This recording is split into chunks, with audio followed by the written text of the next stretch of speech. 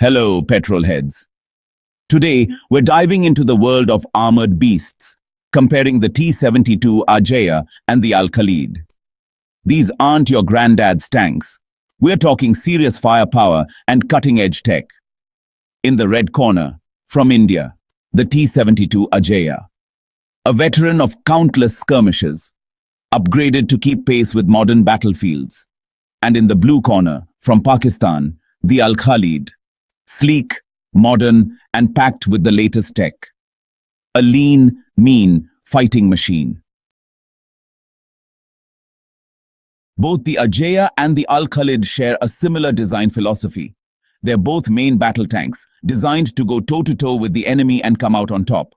They've got that classic tank silhouette, low profile, a powerful cannon, and tracks that could crush a small car. Don't try that at home, kids.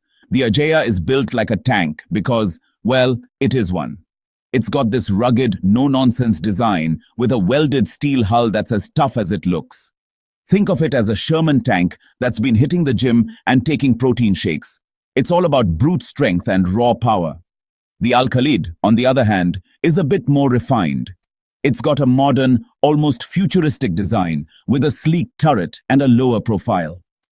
It's clear that the designers were going for speed and agility here without sacrificing protection. Let's talk about the fun stuff, firepower.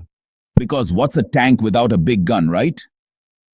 Both the Ajeya and the Al-Khalid pack some serious heat, enough to make any enemy think twice about engaging.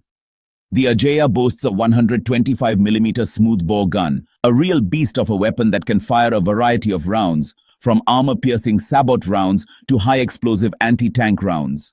In layman's terms, it can punch through concrete and steel like they're paper. And if that wasn't enough, it's also got a coaxial machine gun for dealing with infantry and lighter vehicles. The Al-Khalid isn't about to be outgunned. It's also armed with a 125mm smoothbore gun, capable of firing all the same types of rounds as the Ajeya. This thing means business, and for close-quarters combat, it's got both a coaxial and a pintle-mounted machine gun. Section 4. Shielded from the storm. Armor and protection. Having a big gun is great, but it's no use if you can't take a punch. That's where armor comes in. Both these tanks are built like fortresses on tracks.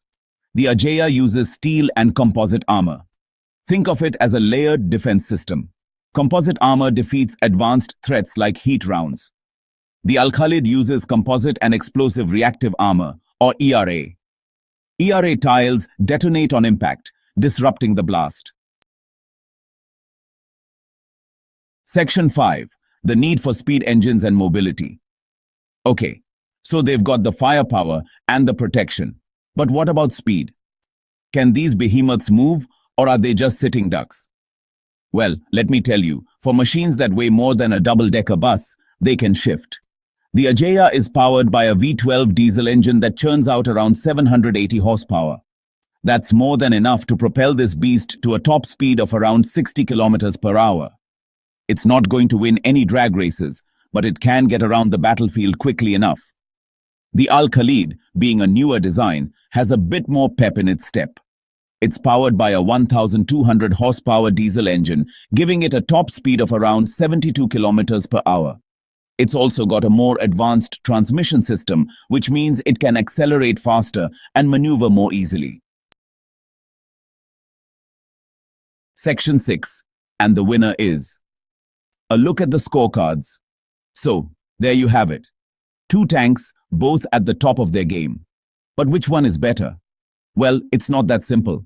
It's like comparing a hammer to a screwdriver. They're both tools, but they're designed for different jobs.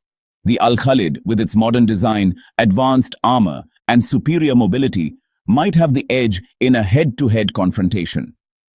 It's the newer, shinier toy, and it's got all the bells and whistles.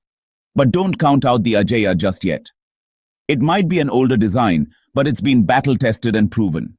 Plus, it's got that underdog spirit, that never-say-die attitude that makes it a formidable opponent. It's like that old saying, never underestimate the heart of a champion. Ultimately, the best tank is the one with the best crew.